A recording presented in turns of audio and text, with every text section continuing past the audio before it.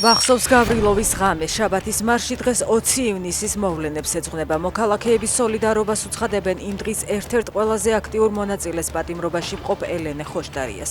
7 წლის წინ რუსი კომუნისტი დეპუტატი გავრილოვი პარლამენტის თავმჯდომარის სკამში ჩაჯდა, რასაც პარლამენტში ოპოზიციის, ქუჩაში კი ხალხის მასშტაბური პროტესტი მოჰყვა.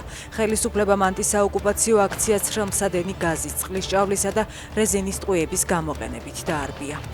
ანაკლიაში ზღვამ სავარაუდოდ რუსული წარმოების დრონის ფრაგმენტი გამორიყა.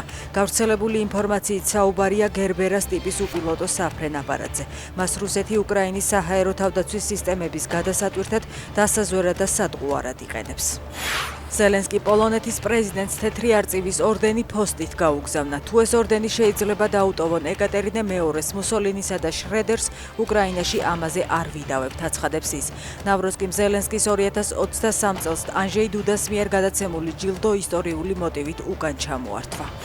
ირანმა ჰორმუზის სრუტე ისევ ჩაკეტა. რევოლუციური გვარდია ამერიკასა და ისრაელს ლიბანზე თავდასხმასა და ცეცხლის შეწყვეტის შეთანხმების დარღვევაშია დანაშაულებს. სრუტე 18 ივნისს ამერიკა ირანს შორის გაფორმებული მემორანდუმის შემდეგ გაიხსნა.